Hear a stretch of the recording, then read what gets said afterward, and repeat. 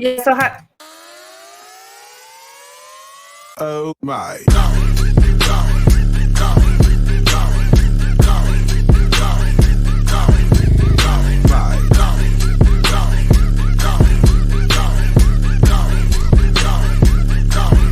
Oh my.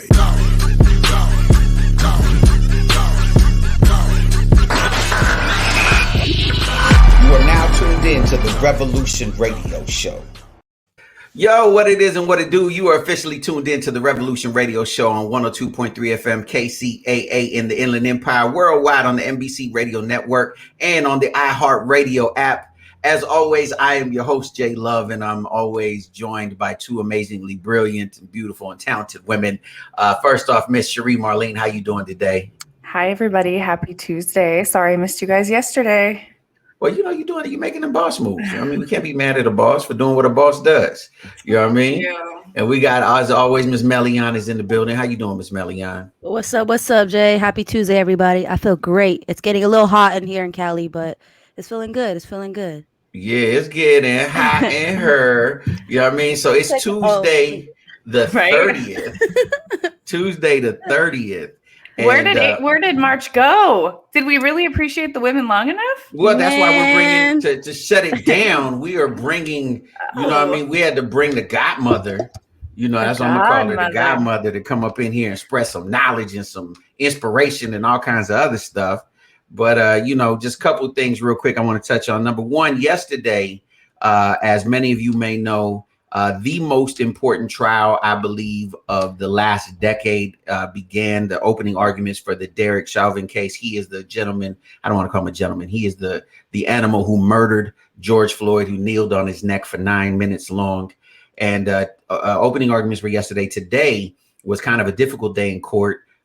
You know, because they're broadcasting the trial, right? Mm-hmm. And today was difficult because there was a portion of it that they couldn't show, or at least they didn't show who the witnesses were, because 4 of the witnesses were children. So it tells you how horrific this is, that 4 children had to take the stand and recount a murder that they witnessed.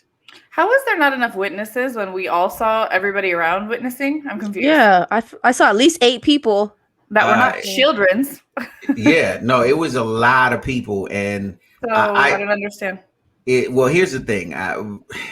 Apparently, like, the chief of police is gonna take the stand against. Like, that's unheard of, right? His commanding officer, like, that is unheard of, and like, I'm telling you right now, and I will say this to America. Look, I'm gonna look dead in the camera. America, this man better get convicted.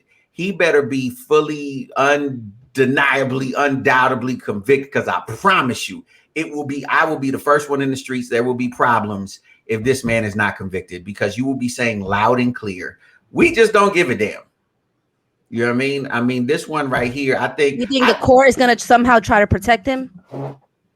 He has to be a sacrificial lamb. Like, I was talking with a lot of people about this. Like, they had to have their little committee meeting and say, look here, Derrick, you know, we like killing them coloreds, but you that was the wrong one. Shouldn't have, you know, that one, you let everybody see it.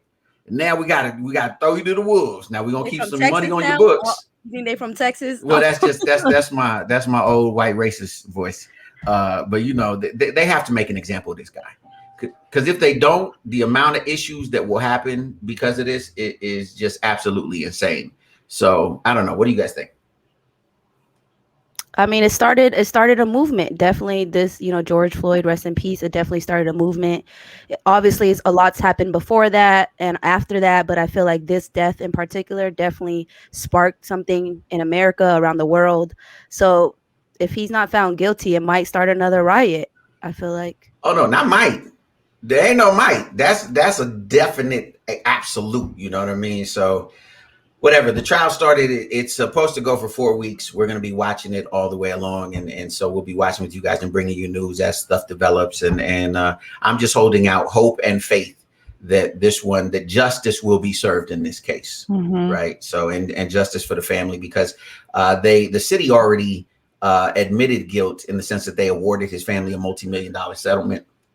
So now we just need to find him guilty criminally.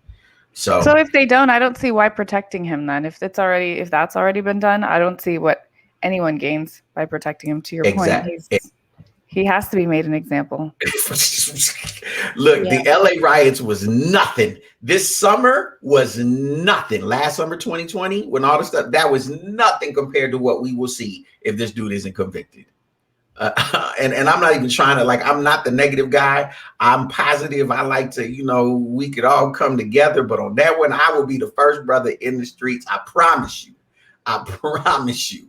It will be problems. So on another note, I was going to say on a cheerier note, but I don't know if it's a cheerier note. I got to real quick address, and I talked about this yesterday, but the whole Satan shoe thing with the little Nas X. I just want to talk about it really fast because apparently some people, I got hit up, some people didn't understand what I was saying. So let me be very clear. I'm sorry I missed this yesterday. Go ahead. For the record, worshiping the devil is evil, okay? In no way, shape, or form was I saying that it's not. When I was saying that, I wasn't saying that it was equal to, idolizing your favorite team and whatnot. What I was saying from a theological standpoint, because a lot of Christians were up in arms, right?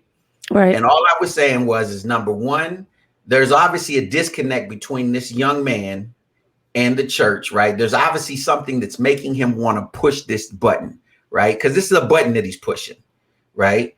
And there's obviously something there that's deeper than a shoe, right? And number one, I believe as if you're a person of faith, right? My point is number one, you should have compassion for this dude and be like, yo, because you know what? Whether we like it or not, Jesus still loves him. I don't know. Maybe I'm reading the wrong Bible, but according to what I read, if I'm reading it correctly, Jesus loves this young man as much as he loves Justin Bieber. Okay. To use the correlation. That's number one. Number two, he has no real power. There is no real power in that. You know what I mean? The scripture he used in Matthew, guess what? Talking about I seen Satan fall from heaven. Yes. And guess what? If you on God's side, you already won. You've won. We've seen this incarnation throughout pop culture from heavy metal bands. So what are Christians saying that you're trying to calm down? I guess I should understand that before. Okay, I hear your so statement. there was a lot of people. I basically commented on the fact that, they were like, oh my God, we need to boycott Nike. And this is, it's the end times. Look at what's happening and blah, blah, blah. And I'm like, yo, okay, but all of that is true. But I'm saying it's not that big a deal. Like they're making it a bigger deal than what it is. Let's put it in perspective. Number one, Lil Nas X is a dude who had a monster smash hit. Then he had another hit that was like, eh. And now he's at the point in his career where it's starting to wane off. We've seen this throughout history. Artists will do damn near anything to hold on to that thing. Number one. So I can see from your business mind perspective why that would be your approach. With that being said, I don't think that Christian comments should be discredited because that is insane. And there is only 666 being made. And we are living in a time where no one cares anymore. Nobody cares to put it out there and put Satan out there. So I don't think anyone should be faulted for feeling that passionate about it. Right. I think we should care. Absolutely. I feel like no, I'm not saying don't care. What I'm saying is, God, it's like I mean, I still have Nikes, let's be clear, right? But this is how I look at it. To me, the majority of the companies in this world are fueled by evil, right? The majority is. So I'm not going to not, like, I have to exist in this world, right? Well, but I do think that I think the proper attention should be addressed, right? We shouldn't just completely discredit it or chalk it up to great advertisement and that's it. Like, it's insane where our world is right now. No, I'm not saying that. Here's what I'm saying. If you really want to boycott, like first of all, Nike already put out, they sued, like Nike didn't even want to shoot because they're like, it has nothing to do with us, whatever, right? Who do they collaborate with? It's a marketing company called MSCHS or something like that, right? Okay. They do collab, which, by the way, this company a couple years ago did the Jesus shoe, right? So if Christians really wanted to be radical for Jesus, right? Here's what they should have did. They should have immediately like, oh, you gonna put out the Satan shoe? Guess what? We're gonna order every Jesus shoe in existence, and we're gonna make that the most popular shoe on the planet to stop down that Satan. That's what they should have did. What if they did, but they didn't get as much marketing because like quote unquote sex sells, fear sells, all of that. No, we would have known. Nobody heard about the Jesus shoe until they were like, oh, by the way, we put out the Jesus shoe too, but it didn't really sell. So I get what James is saying, whether they knew about it or not now as a comeback instead of just doing this. Right. Instead of attacking him, because that's what he's expecting. He's expecting you to, because that's what Christians do. Attack I see what people. you're saying. So I'm saying, nah, bro, you know what? Jesus loves you. And by the way, I'm not buying your shoe because I don't care. You know what I mean? I get it. You're saying take the spotlight off of him altogether instead of putting it on him and do the opposite. Make the Jesus shoe should have become the shoe that's like, yo, I can't even touch it because it's like $5,000. I want to know if any of our listeners or viewers would buy the shoe. If you would buy the new Lil Nas X shoe. What's the shoe called? The Satan shoe. Oh, I don't think anyone who listens to us the Satan shoe. I don't think anyone who listens to us would buy the Satan shoe. Anybody would buy that on my live? I don't think that's our demographic. But anyways, so I get what you're saying, though. I just want to be clear. I love Jesus, okay, for the record, in case there was a question about it. But I put no credence on this because I know my kids and none of the kids I know. I say, you know what I am more concerned about? I ain't concerned about this dang Satan shoe. I'm more concerned about WAP. I'm more concerned about things that actually make an impact in culture, that have the young people that we deal with, that are in our families, in our lives, that take them into trajectories that really cause destruction. That's what I'm concerned about. And if I sound like a hater because I've talked about WAP 100, and I don't mean to pick on that one song, but there's a ton of other songs and a bunch of the crap that's out right now. I'm more concerned about that really impacts the lives of people, as opposed to the Satan shoe, which is, a collector's item for people who, really are already into that anyway. But there's blood in it. Like, to me, like, come on, man. Human blood? Even if there's no power in it. That's what I'm saying. There's only one bit of blood that got power, and it ain't that. So that's all I'm saying is we won. We win. So anyways, I'm gonna quit. Hold on. We got a comment. Hello, y'all. Hey, Felipe, what's going on? What up, Felipe? Hey, Felipe. So that's Officer Felipe. I know, he's checking out the trial. So anyways, we have a special guest. So I want to jump into that. She is an author. She is a publisher. She does a lot of things. And I want to go ahead and bring her on the show because I think she's going to have a lot of really cool things to share with us. And it's the very final day. No, tomorrow's the final day of March, right? Am I right? Anyways, either way, it's still Women's History Month. She got a lot of women's history because she's a woman. Wait a second. Tomorrow is the final day. Can we get our lives together? Yeah, tomorrow. Did you say today or tomorrow? No, tomorrow. Oh, I'm sorry. My apologies. We don't have other women except for you on tomorrow, so we're gonna have to talk about your history.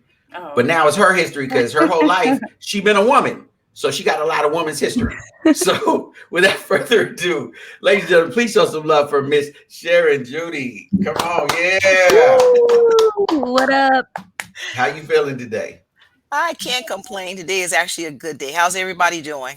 Doing good. I heard you bought them Satan shoes. Listen. I was in the background listening, and there's been so much controversy over it.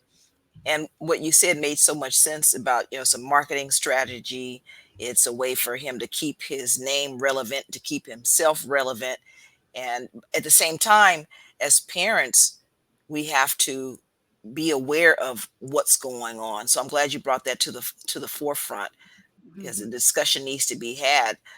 Because if you don't know what's going on, if your kids don't know what's going on, a lot of times even with the music that the kids listen to, you start listening to the lyrics and it's like, wait, that's not what I wanted them to have going into their spirit. Right. At the same time, as a parent, we have to just be aware, and we just have to be awake and pay attention. We really do. So thank you for bringing that up. A lot of people don't know what Old Town Road is about either. All the kids were singing it from Lil Nas X. So, yeah, they don't. Do you know what that song's about? I do not. It's kind of like when I was like 7, 8 years old. I didn't know what Peaches and Cream was about. I would just sing Peaches and Cream. It's a type of ice cream or something. Like it is. It's ice cream. It's ice cream mix. Yeah. I do feel like kids make up their own translations with songs, because I was singing a bunch of songs thinking very different until I got older. Oh, I'm gonna take my horse to the Old Town Road. Right. Ride till I can. And he came out the closet. At the same time he did. Yeah, so it's a song about that, basically. I didn't know that. Well, the same thing. I was probably it was probably within the last 10 years before I knew what some of the Prince songs were actually saying. I was singing the wrong lyrics my entire life. And then I finally got enlightened and I was like, oh my God. We might let Prince slide though. We might let Prince slide. He gets a pass. He definitely gets a pass. Does it count that I just was singing lyrics wrong? Oh, I did that too. Yes. My innocent mind. Yes. Hey, shout out to RCE Productions on my live. He says, I didn't know what Nookie was by Limp Bizkit. Nookie. Yeah, I did it all for the Nookie. What? The Nookie. What? Yeah, okay. He said, my mom got pissed. Like, you out there. Yeah. My sister would sing at like 4 years old the Shaggy song, you know, the one where he got caught. She was singing the word for what? Yeah, it wasn't me. Yeah, because it wasn't her. It wasn't she her. was singing it, and we would look at her. She had no idea. She had no idea. That's funny. So people are singing WAP, and they don't really know what WAP is. Well, I was in West Covina. This is the problem. Okay, city that I was born in. Okay, city that I was born in. And there was a taco place that had you need that WAB, that wet asada burrito. Oh, on their sign. Yeah, you can tell we all got ADD. We all over the place. You're leading the conversation. What are you talking about? I'm following y'all. Y'all the women. This is the women's month. This is all about Okay, let's redirect back to Sharon, please. What's up, Sharon? Hello, everybody. I'm glad to be here. Well, welcome. We're so happy to have you here. Thank you. It's an honor. For our listeners, understand that you're an author. How long have you been writing, and how many books have you written? Okay, let's see here. I didn't mention this to J Love when we were talking a while back, but I actually started off as a playwright. So I don't just write books. I've been a blogger. I've written for magazines, Christian Magazine, Women of Standard Magazine. I've written for different types of genres. Most of my writing has actually been fiction. And so starting off as a playwright, I was able to take one of my most popular stage plays and turn that into a novel. Wow. So I've actually been writing since 2004, maybe 2005. Like I said, started off with stage plays. Wow. And this last year during this pandemic has shut everything down. So fortunately, I already had a book that was out. My stage play that it's done in 3 parts, as a lot of soap operas are, and it plays out as a fictional story, but it's Misleading Lady. And I've taken a. I'm sorry, I don't mean to interrupt, but my mind went 100 places with Misleading Lady. I'm like, okay, it's all those places. She the leading lady, but she misleading you somewhere. There you go. She the devil. She wear them shoes. It's actually a play on words, and you're right. She's a first lady, and she has misled not just her husband, but has misled her family during her entire marriage and so forth. And like I said, it has gained so much popularity because there's so much truth to the pedestals that we put pastors and ministers. And you gonna touch something? Hold on. Go ahead, girl. Go ahead. But I wanted to show from a standpoint of our pastors and their wives, our female pastors. They are all human too. And the beautiful part about the way the story is written is that even though we all have a past, we also have a glorious future if we believe in the one who created us. And so my stories are always about reconciliation, forgiveness, love. And so to answer the question, I have Misleading Lady is my second book. My first book was a book for teen girls. What I did was went out and interviewed 30 men that I knew and had them write a letter of inspiration or letter of advice or something to inspire young women. So these men come from different backgrounds. Some of them were pastors, have a pilot. Some of them come from law enforcement, few men from the church, teachers, engineers. any background that you can think of, and I had them send or give me a letter to put in the book. And that one is Heart to Heart, Inspiration, Advice, and Encouragement for Teen Girls. Now, what made you ask older men and not like older women? I wanted usually young. There's all, I won't say always. There's sometimes a lack of communication between a father and a teen girl. And a lot of times what young girls want is advice from a male perspective. You know, what are men looking for? Young men looking for? What are the things that I can do to be better? As women, we can pour into them from our standpoint, but a lot of times the way that men think is a lot different than the way women think. So them hearing from men, I think, was relevant for what the young girls needed. But I'm actually thinking about doing something else for the women to actually pour into the young girls as well. And the women, we naturally, you know, we congregate together, we go to the bathroom together, we go to powder our noses together. So there's always women coming together. But, you know, in a lot of our communities, a lot of times the men aren't there. And so the young girls are left to figure things out for themselves or by themselves. Or if the mother has had a bad relationship or has had a bad experience, sometimes her point of view might be just from where she has been. And so hearing them from men, I think, was important. You know what?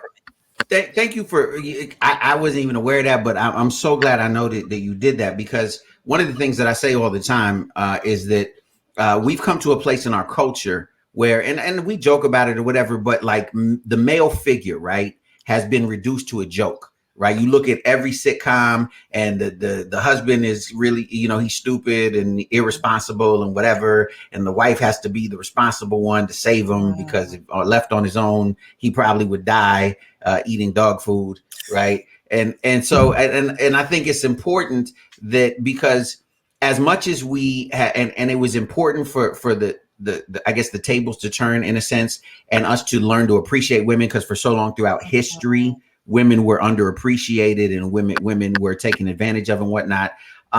We can't at the same time, for the sake of appreciating women, then degrade men, because we're both as equally important, especially in the development of children, right? It's been proven that, you know, a balance between a male and a female figure is always better for, you know, the development of a child.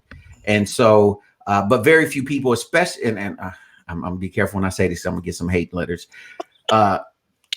Sometimes it feels like primarily women are always dogging out men. And I know we have a history and we got a lot of sins to pay for, but we ain't all bad.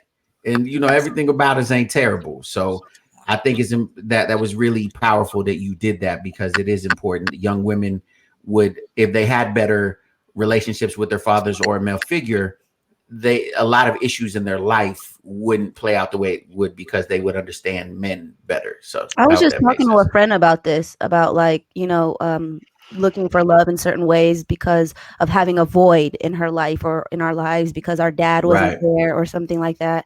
I feel like a lot of, you know, girls look for love at the wrong places because, you know, they didn't get to experience that love with their dad, or, you know, the love with their dad is what they valued and cherished. But then for some reason there was a disconnect or something. So then girls look for love in different ways, or in most cases in the wrong ways, right? Because there's like a void there. Absolutely. And I think too, women have tried so hard to make sure that the world understands that we can do everything a man can do, right? That they discredit the value of what a man really brings to the table, right? A good man, a man, right? Just like a good woman, what she brings. And I think we're all busy trying to prove a point that we lose sight of each other's value. Like I remember one time I was talking, I don't remember what happened, but one of my friends came over and was like, "Why are you not hanging up that mirror on the wall?" And I was married at the time. She's like, "I can help you put a nail in the wall and even it out and put it on there." I was like, "Oh, I could do it too, but I'm going to wait for Dave, who's my ex-husband." He was my husband at the time. I'm like, "I'm going to wait till he does it. That's what he does." She's like, "So you can't do it?" I was like, "It's not that. It's that I value that he does it and he does it well. I don't, just because he can make me, you know, make an amazing dinner, he appreciates when I make dinner. It's what I'm doing." So I think as long as we can appreciate each other, we always have a place. And I think that's been lost somewhere. I agree. Absolutely agree. But and I appreciate that input. I actually had for 5 years had a teen girls conference for girls being raised without a father in the Oh, home, wow. and we spent half a day with teen girls in the city of Compton. That's where I was raised, in Compton. And so my way of giving back was to bring a conference. It was always free, but you weren't able to tell that it was free because of all of the great speakers that we brought in. We brought in lawyers, we had career It's panels, amazing. we just did some of everything. And I didn't lose sight of that particular conference. I know what it's like. I was raised by my mom as as a single mom, and Wow. so I knew what that was like to have, see my father on the weekends, Hmm. and at the same time still having a relationship with him. But the fact that he wasn't in the home also affected me and affected Mhm. the decisions that I made. And so a lot of the Did you writing know that while you were going through that, it was affecting you? did not know, not until it was much later. And so a lot of my writing actually incorporates pieces of my own life in a fictional way. I Very cool. embellish it just like they do with movies, but at the same time, like I said, I realized that uh, men and women are both. I think one of you said it, the value that we both bring to relationships. And a lot of times, what have found to be true is sometimes the men don't want to deal with the ex-wife or the mother of their child because of Mhm. so much friction, but the person that's being hurt It's the is the child. child, Yeah. and that's Right. always the case. And so when we can put on our big underwear and big boy panties, big boy underwear and big girl underwear, and think about the greater good, then I think that's when our children will start to thrive and really, really do well. And unfortunately, that takes for both of those adult humans to be healed themselves from their own past trauma and be in a place of maturity to be able to move forward. Because something that I'm currently learning is we're affected by absolutely everything. You may have a reaction like, ooh, where did that come from? Like, that was real ugly. Like, what is that? Right. And it could have been just a really deep rooted issue from your childhood that is being triggered. So until we become healthy people, how do we raise healthy people? That's true. And that's for all of us. So Absolutely. you're right. You're 100% right. Makes a difference. Yeah, it really, Now, really Sharon, that kind of leads us into the next question. Is that how you started writing from your own experience, or what made you start writing? well. I saw that Good question. as a child, believe it or not, I would spend. And now that you're asking that question, I would spend hours doodling, just writing out things, making up stories. I actually had had an imaginary friend. Um, What was her name or his name? Give him a See, shout out. I need to Give him a shout out. understand these imaginary friend situations. Like, because I think it's great, but like, is it just a comforting thing? Is it someone for you to just be able to talk out loud with? And it's really you Absolutely. talking out loud, but directing it to this friend? Absolutely. Wait, And what's your homie's name? Give your homie a shout out. his name was Mr. Green because he was a little green man. Okay. Not like a Martian or anything, but it was someone that I could talk to. And like you just said, someone that I could just verbalize what was going on with me. He never judged me. He never made me feel silly for talking out loud to him. And now we kind of look at people when you see people walking down the street talking to themselves, but we don't know what conversations. A few Mr. Greens. Let me A few Mr. Greens, and it used to actually scare my mom because sometimes we would be home at home by ourselves, and she would hear me in the room talking out loud, and she'd come in and she's looking around trying to figure out what was going on. So I've always had a vivid imagination, and I found it to be therapeutic to be able to write. And what I didn't say is, although I have 2 published books, I have a book that I just completed. It's actually a devotional for women who are grieving. I talked with Jay Love and let him know that I just lost my husband 6 weeks ago to COVID. I am And so so for those sorry. people who are always continuing to say COVID isn't real and this, that, and the other thing, he went in the hospital January 26th, and February 14th on Valentine's Day, he passed away. But the interesting thing is, I don't think that anything is ever done nothing catches God by surprise, first of all. And everything, I think, has a place and a time. Back in the beginning of January, I started writing this grief journal, designing this grief journal. And when I was finished with the journal, he was in the hospital. And I didn't want to publish it at that point because I didn't want to, quote unquote, bring anything bad. Because manifesting it. I mean, because life and death is in the power of the tongue. And so I stepped back and did not release it. But what I have found out is I had to walk that journey. I had to walk that road of grief in order for me to understand what grief really was. When I first wrote the journal, I was speaking from head knowledge. But now that I've been on that road for the last 6 weeks, now I'm speaking and writing from a place of heart knowledge. And so did you like rewrite it? I did. I rewrote a lot of it. So there were some things that I had to incorporate for myself in order for me to tell someone else, this is what worked for me. Right. So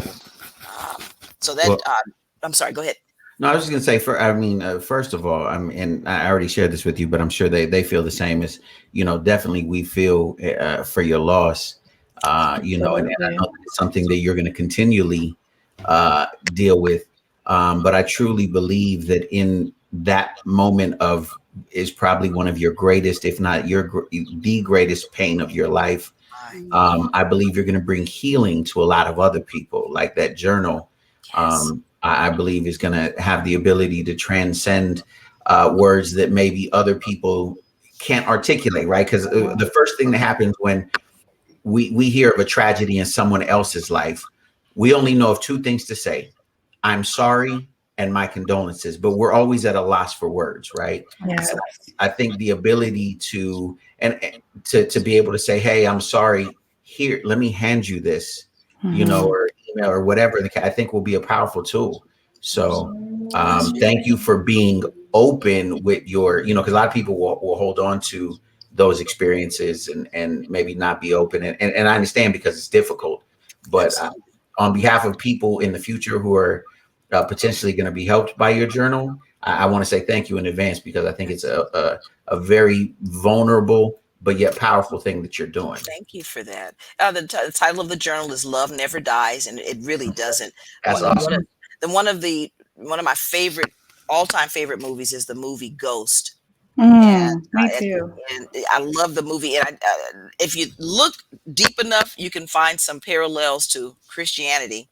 And this might sound weird, but when he is finally, everything has been put in place and he's finally leaving, he looks back at Molly and he says something to the effect, Molly, the love, because he always told her ditto anytime she said, I love you. But he says, the love that you have inside, you take it with you. And that's why I chose the title Love Never Dies. It's a 30-day journal for women who are grieving, and not just necessarily women who are grieving, but just for the grieving heart. Yep. And so brokenness, though, comes in different forms.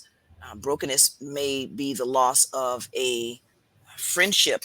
You're grieving the loss of a friendship, someone you thought was going to be your ride or die until you died. Sometimes that brokenness causes grief. Relationships that are broken between parents or ex-spouses.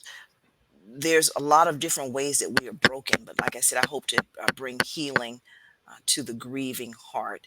And a lot of the pages, like I said, it's a 30-day journal, so a lot of it can be actually transcend for whatever grief that you are grieving through your brokenness. Is it aimed towards women or anybody in general? I think it can be used for anybody, but the cover is real girly.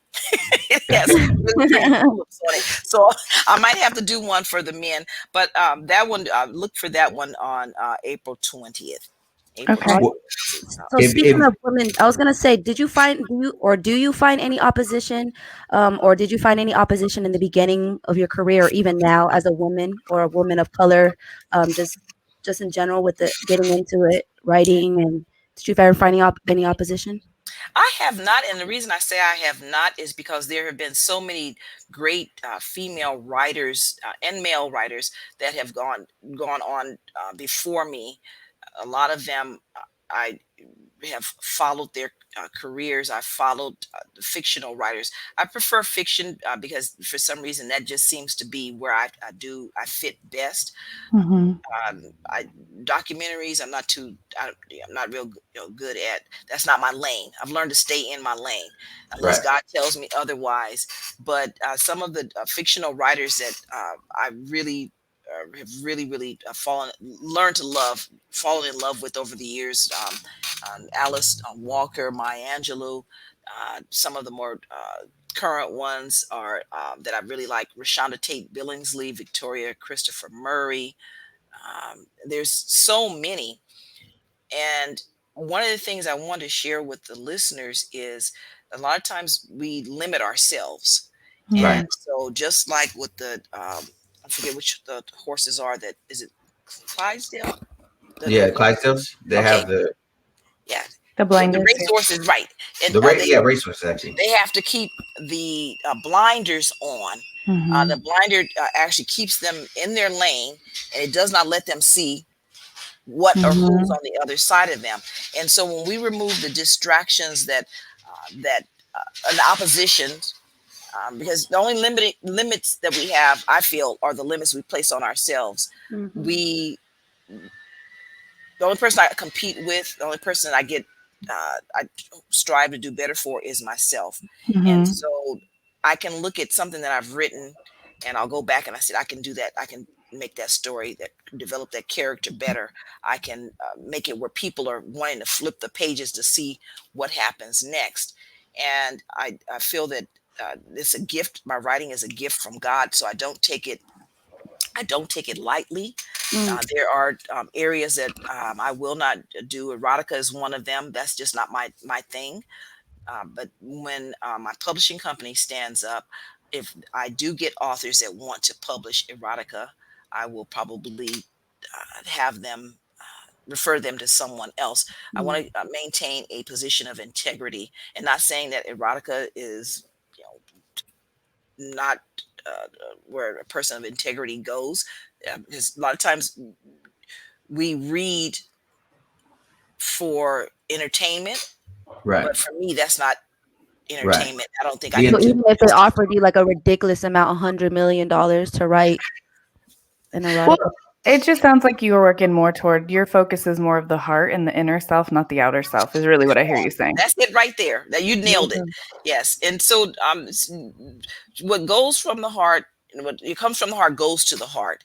And I want to be able to develop the whole person. Like I said, even with Miss Leading Lady, and it is Miss MIS Leading Lady, even with the things that she, as the fictional character, went through in her life. And one of you said something about your childhood. She had a traumatic childhood. Her mother had committed suicide when she was a child. And but she on her birthday, but her 12th birthday, but she used that death.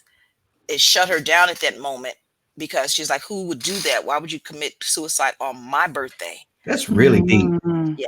And so, but it took her to places that she didn't want to go with, her teenage life, your teenage pregnancy, got on drugs and all these other things. But when she met her husband, she had already gotten into the church. She had given her life to Christ. And so he knew none of these things. But at the same time, she told him that if he didn't have a relationship with Christ, she didn't want to have anything to do with him. So he gave his life to Christ and ended up becoming a pastor of a prominent church. Wow. But he didn't know about her past. But just like with everything else, those things that you don't deal with, the things that don't heal, they will start festering and they will start affecting you. And that's exactly what happened with her. And so the secrets that she thought were buried, those skeletons, they came back to haunt her. So we have to deal with those things before we can move on. And one thing I want to applaud you on too is that what you said earlier was you grieved. And in the process of grieving, that's when you rewrote everything. So you allowed yourself, to deal with your feelings, to really wrap your mind around it, to be used as a vessel to be used for your gift to write the book. So I applaud you, because as simple as you said it, it's hard for the majority of us to actually look in the mirror and process our feelings. And that actually leads me to something I want to ask you. Who are some of your influences?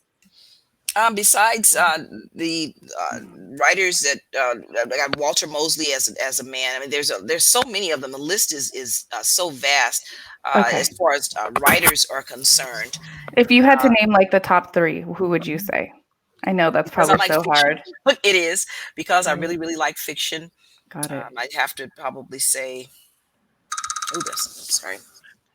Or top influences in your life. Maybe they don't even have to be authors, just in your life. Okay. There you go. I love that. My pastor is one, Pastor Sandra R. Dawson out of Los Angeles. I have been a member of New Mount Calvary Baptist Church for 1,000 years. Not that long, maybe 999. Like, you look good for 1,000 plus. Right? Don't crack. No wonder she's so full of wisdom. Okay, yes. Serious? Yes, auntie. So I was actually under her father's pastorage years ago. Then we moved here to the Inland Empire. I was away from the church, that church, for 10 years. And then my husband and I rejoined about 3 years ago. And she's been the pastor there for 10 years. But watching her as a woman in a predominantly male-dominated occupation, where she has continued, but she has thrived, and she's continuing to thrive and strive to be the best that she can be. My mom is another one. Watching my mom, like I said, the way that she struggled to make sure that my brother and I had everything that we need. You know, she worked nights. We were latchkey kids. I don't know what they're called now, but we had to get ourselves home. We knew not to open that door if anybody knocked on the door. And one of the things that my mother used to joke about when we were younger was her friends would call and they'd ask, well, where is your mom home? Well, how long before she gets back? And everything was, I don't know, because we were told we didn't tell anybody anything. And so my mom's friends would joke, it's like, you have 2 of the dumbest kids. They don't know anything, but we knew, but we weren't telling. They're actually the smartest. Right. They're the smartest. I'm gonna underestimate them, huh? Right. Exactly. And so, and that has helped me even with my friendships. People know that they can trust me in friendships where I'm not going to, and I didn't realize at the time, you have to learn to take those things that could be negative, seen as negative, and you turn them into something positive. So I am a really, really good friend. I have a lot of things that I said I will take to the grave with me, because I know people have trusted me to keep those things, including my own kids. Now you know who to tell your secrets to. I'm just gonna call her to bed and be like, okay, you did. So hey, there's Sharon, no judgment either. I actually, I was talking to a friend about having women as pastors, because she was talking about Joyce Meyer, and then somewhere in the Bible it says something like, I don't want to misquote her, or something about like women not, being able to lead in the church or something like that. How do you feel about that? Or how do you address that when people bring that up? And that's a good question. I might even defer to Jay Love. I'm looking at him. One of the things, and now let me say this. Now, before her dad passed away, that was really a big theme, something that he had to deal with. He's been gone now 10 years, a little over 10 years, but he had so many talented women there in the church, women that had studied the word, that knew the word. He knew that God is no respecter of persons, and that that we have to, your gift will make room for you. Right. And he actually talked to a lot of prominent pastors all over the country to find out how they handled it. Now, we did have a lot of people that left at that time. As a matter of fact, I think I was already gone. No, I was still there. But he prayed to God, and God gave him the answer. This is the opportunity it's a whole new generation. We are no longer, we're wearing the black suits and white dresses on the first Sunday and having to do all these things that are religious. Now it's more about relationships.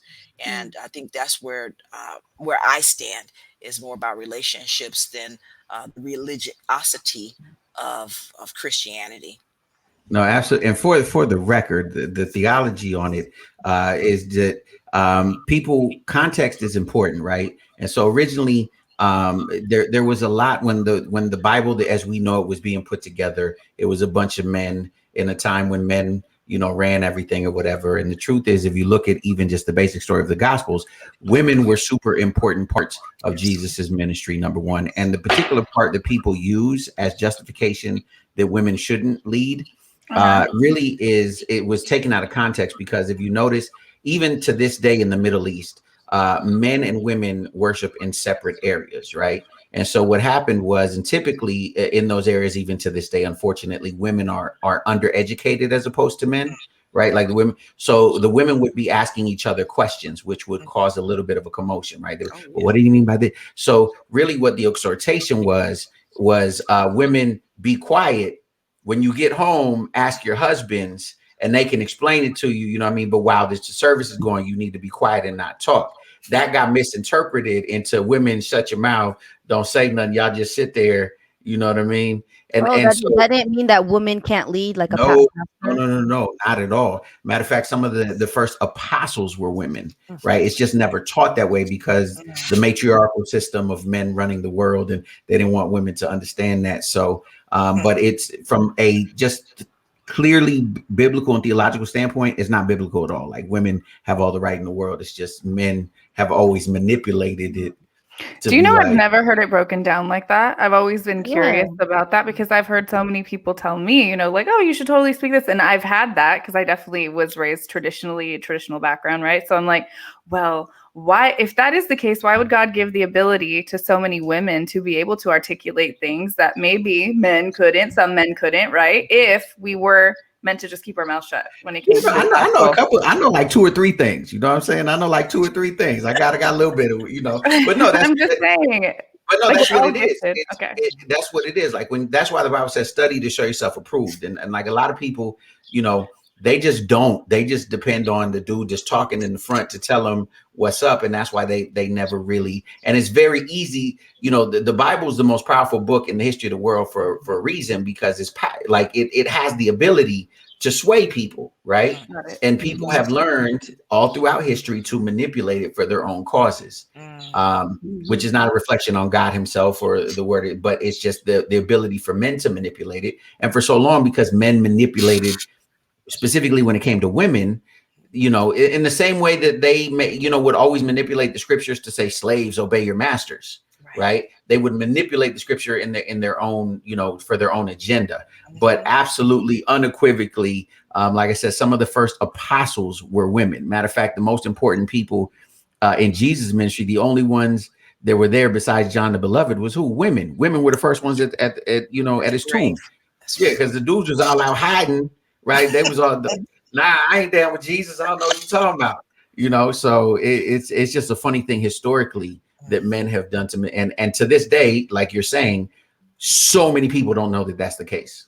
No, they really don't. And I think that is just completely interesting. That's a great breakdown. To your point, though, it's a great breakdown. And to your point, the manipulation, one manipulation could make a person who is not sure if they believe or not to chalk it all up as the entire Bible is one big manipulation of control, if this little piece is, and they don't have the ability to separate it. And that's just interesting. Anyways, that's what I was thinking. Yeah, you should be a pastor. I don't know if you knew that, but no, that was great. That was really good.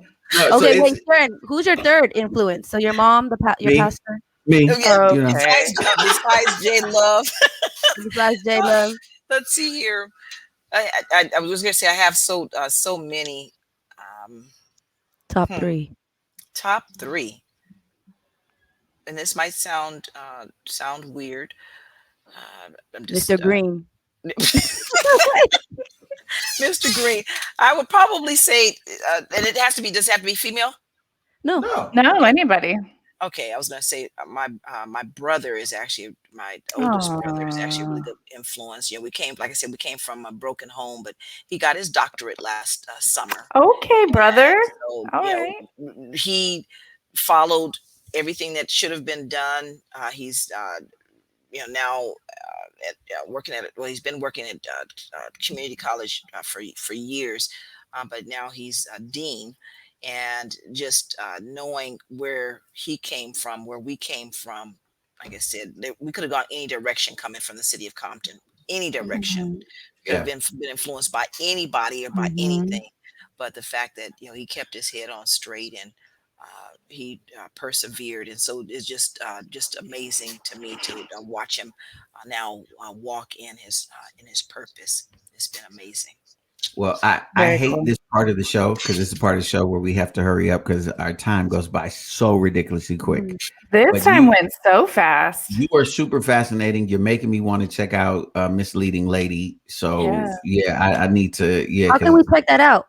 Where can we find it? Yeah, where can we find it? Where can we find you? Let's see, Amazon.com, of course. Misleading Lady. I'm going to show the cover really, really quick. The cover is just beautiful. That's the cover. Who is that? This is the one I wrote. This is the one based on my stage play. Okay. I love it. This is also on Amazon. This is Heart to Heart. This is the one I told you about for the teen girls. Yes. Both of those can be Heart found to Heart, listeners. Heart to Heart. Amazon. And then you can find me on all social media platforms. I'm Sharon Y. Judie.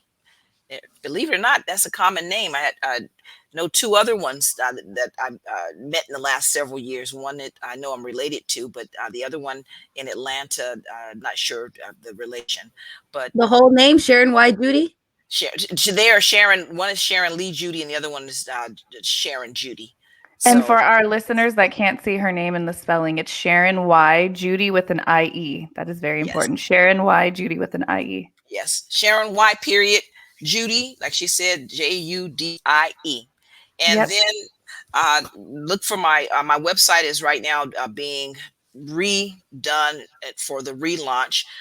But you will be able to find my website at The Golden Quill. Well, here's what we'll do. We're actually going to have you back. We'll have you back. Okay. Because I definitely want to do a whole show on the grieving issue, because I think that's one issue in and of itself. Yep. That we literally can deal with just that. Talk about that journal, because you said that's going to be out soon, right? Yes, sir. And then your website will be up by then. And the website will be up. Website will be up and running by then. And I'm excited about this whole journey that is now in front of me. And hopefully and grieving looks different each day for me. Some days it's good. Some days it's not so good. It's a challenge, but I was looking forward to this evening. So I'm glad God held me together all day so that I could be here and just be blessed by just your presence. And I hope that I've been a blessing as well. Absolutely. Well, I was sorry, Jay. I was just going to say, it's always so powerful to speak to people who are walking in their purpose, because you can feel their peace and you can feel their passion. And that's what I feel from you. So thank you so much for being our guest. You've definitely been a blessing to us, and I'm sure to our listeners as well. Thank you very much. Appreciate it. Yeah. So you guys, look, go on Amazon, check out Misleading Lady, check out Heart to Heart by Sharon Y. Judie. I'm definitely going to go check those out because I just, it's fascinating hearing you talk. We actually sounded really smart today, so thank you. Because normally I sound ridiculous, but today you made it sound. I like how he says "we," Melian. Like he groups us into that. We. It's you're on your own with that. We're here to help you deal with that on the daily. What are you talking about, Sharon? I love the little side note that you said. Like you take your gift. You know that God's giving you this gift, and you don't take it lightly. Like, man, I take that. I would take that. And walking in my purpose is really what I'm all about. And that's what I try to help other people do, walk in their purpose as well. And you don't know your purpose until you're actually, a lot of times, actually in it. What do you do well? What do you do well? What do people ask you about? What advice are they asking you for? And a lot of times you can figure out what your purpose is through that. Really amazing. Well, we're looking forward to having you back. I think it's going to be amazing. So for those of you, like I said, make sure you check her out. We will be back tomorrow. We got a really special thing going on Thursday. I also want to remind you, 2 weeks is going down. Win a Date with Melian is going down. It's official. So we need those. We need you to send those videos, gentlemen. We need those videos. Know anybody, Sharon? You know anybody. Yes. Win a Date with Melian. That's going down. It's official. Yes. Come through, Melian. Yes. So it's about to get real. All right. So send me at JLoveOfficial or at Mars Mindset to Cherie Marlene, MARS MINDSET. On Instagram, send us your videos. You know what I mean? And yeah, we're gonna make that happen. We're gonna get it down to the top 3. But with that being said, we gotta remind you, I always thank you for tuning in, but we gotta remind you, as always, reach for your best, reach for success, but most of all, reach for God, because God is love and love is everything. We'll see y'all mañana. Oh my.